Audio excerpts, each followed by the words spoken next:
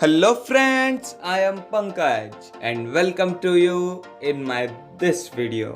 Today we are talking about the backbone of English that is tense. आज हम English language की backbone यानी कि टेंसेस के बारे में डिस्कशन करेंगे। हम जानेंगे टेंसेस क्या होते हैं, कितने टाइप के होते हैं, इसके कुछ एग्जांपल्स देखेंगे। तो चलिए शुरू करते हैं। So let's start. तो सबसे पहले हम देखते हैं टेंसेस। टेंसेस का मतलब क्या होता है? टेंसेस जो होते हैं वो रेफर करते हैं टाइम को, समय को, यानी कि कोई काम किस समय में किया गया वो बताने के लिए टेंस का यूज़ किया जाता है। अब हम देखते हैं टेंसेस कितने टाइप्स के होते हैं। तो सबसे पहले हमारे पास जो टाइप आता है वो है प्रेजेंट टेंस, यानी जो काम अभी चल रहा है, वर्तमान समय में हो रहा है, उसके लिए प्रेजेंट टेंस होता है। जो काम पिछले समय में हुआ था यानी भूतकाल में हुआ था, उसके लिए पास्ट टेंस का यूज़ होता है। और जो काम आगे आने वाले समय में होगा यानी भविष्य में होगा, उसके लिए फ्यूचर टेंस का यूज़ किया जाता है। अब हम टेंसेस के फॉर्म्स देखेंगे। टेंसेस 12 फॉर्म्स में होते हैं। जैसा अभी हमने देखा कि प्रेजेंट, पास्ट एंड फ्यूचर, ये टेंसेस के 3 टाइप हैं और हर टेंस की 4 फॉर्म है: simple, continuous, perfect and perfect continuous. तो हर टेंस के लिए 4 फॉर्म यानी कि 12 टेंसेस बनते हैं, यानी 12 फॉर्म्स ऑफ टेंसेस बनते हैं, जो है simple present, simple past, simple future, present continuous, past continuous, future continuous, present perfect, past perfect, future perfect, present perfect continuous, past perfect continuous and future perfect continuous. ये हमारे 12 type हैं। अब हम सबसे पहले डिस्कस करते हैं सिंपल प्रेजेंट टेंस। तो चलिए सबसे पहले हम इसकी पहचान से शुरुआत करते हैं। इस सेंटेंस में वाक्य के अंत में अगर ता है, ते है, ता हूँ, ती है का प्रयोग किया जाता है तो समझ जाना ये सिंपल प्रेजेंट टेंस है। इसके अंदर habits, general routines, general truths, इनके बारे में भी बात की जाती है। आगे बढ़ने से पहले मैं आपको बताना चाहता हूँ कि जो भी कोई भी सेंटेंसेस बनेंगे हमारे टेंसेस में, कोई भी सेंटेंसेस, उसके 4 टाइप्स होते हैं। पहला होता है हमारा अफर्मेटिव यानी पॉजिटिव सेंटेंसेस, फिर नेगेटिव, थर्ड आता है interrogative and fourth interrogative negative. जैसे दोस्ती का रूल है no sorry no thank you, वैसे ही हमारे टेंस का रूल है अफर्मेटिव यानी कि पॉजिटिव सेंटेंसेस के लिए सब्जेक्ट प्लस में वर्ब की फर्स्ट फॉर्म प्लस में ऑब्जेक्ट। इस रूल में आप देखेंगे कि सब्जेक्ट जो है वो हमारे 3 टाइप के होते हैं: first person, second person and third person. First person के अंदर आता है आई और वी, सेकंड पर्सन के अंदर आता है यू और थर्ड पर्सन में आता है ही, शी, इट, नेम। तो थर्ड पर्सन के लिए हमारा जो रूल बनेगा वो होगा सब्जेक्ट प्लस वर्ब की फर्स्ट फॉर्म प्लस एस या ई एस प्लस ऑब्जेक्ट। अब हम इसे थोड़े और डिटेल में समझेंगे। जैसे कि आई, वी, यू, दे, इन सब के साथ वर्ब की फर्स्ट फॉर्म लगेगी सेंटेंसेस में, क्योंकि ये फर्स्ट या सेकंड पर्सन में आते हैं। मगर ही, शी, इट या नेम, जैसा कि किसी का भी नाम हो सकता है, राम, श्याम, मोहन, सोहन, उसके साथ वर्ब की फर्स्ट फॉर्म में एस या ई एस का यूज़ किया जाएगा।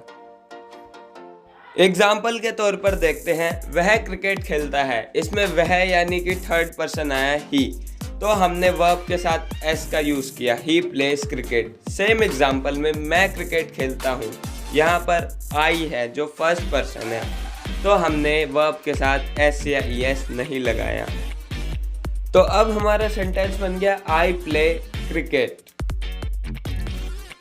इसको और अच्छे से समझने के लिए चलिए कुछ और एग्जांपल्स देखते हैं। तो हमारा पहला है एग्जांपल, मैं स्कूल साइकिल से जाता हूँ। इसमें मैं है सब्जेक्ट जो कि आई बना, फिर है जाता हूँ यानी कि गो टू, ये है वर्ब, और स्कूल वो भी साइकिल से, तो ये है हमारा ऑब्जेक्ट। School by cycle. तो हमारा सेंटेंस बना I go to school by cycle. तो इसी तरीके से हमारे बाकी सेंटेंस भी बनेंगे। जैसे सेकंड है हमारा, मैं रोज एक अंग्रेजी क्लास में जाता हूँ।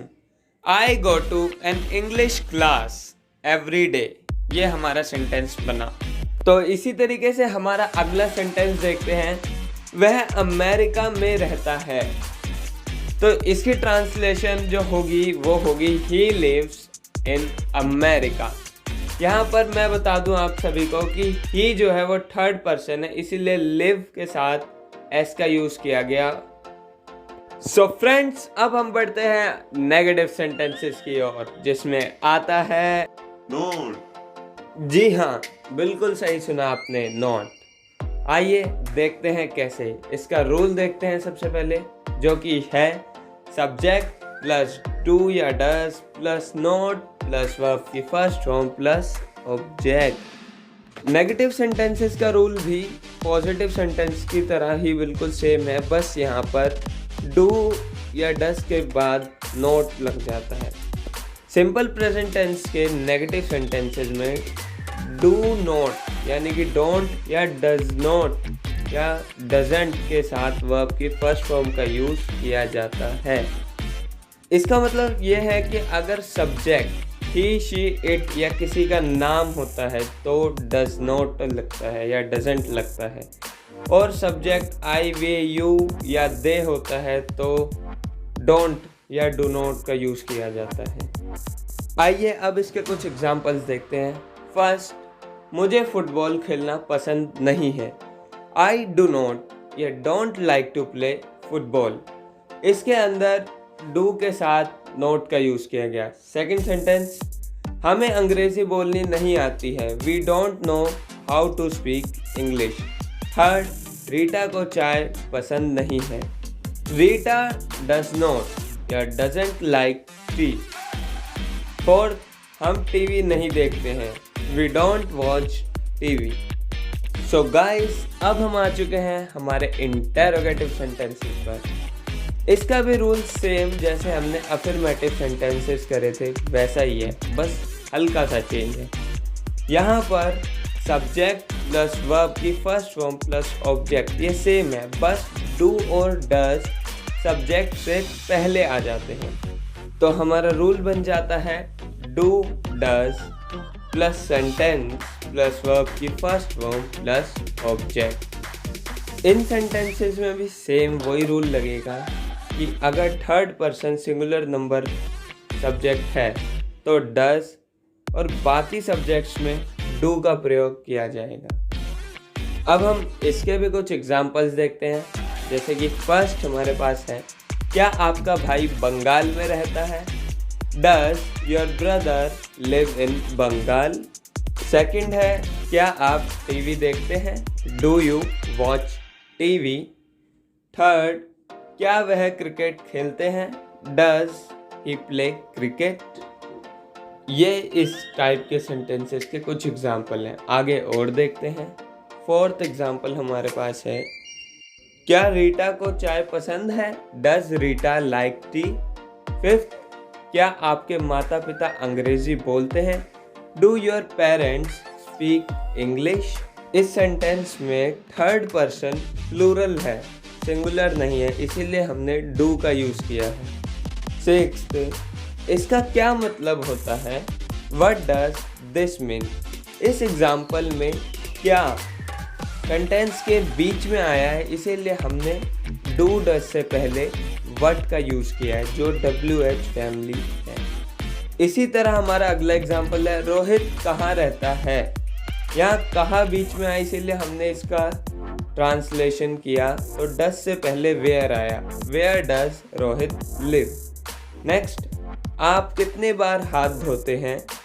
How often do you wash your hands? So guys, अब हम अपने लास्ट इंटेरोगेटिव नेगेटिव सेंटेंसेस पर आ गए। देखते हैं इसका रूल। इसका रूल भी बाकी जैसे हमने पॉजिटिव, नेगेटिव और इंटेरोगेटिव सेंटेंसेस के रूल्स देखे, उन्हीं की तरह बिल्कुल सिंपल है।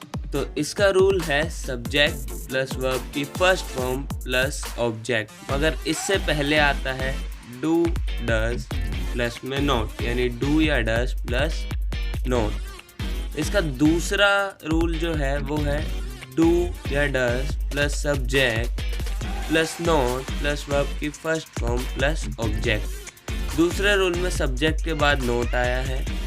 आपके लिए दोनों रूल सही हैं, बस सेंटेंस के लास्ट में क्वेश्चन मार्क लगाना मत भूलिएगा। एग्जाम्पल से समझते हैं। क्या आप फुटबॉल खेलना नहीं जानते हैं?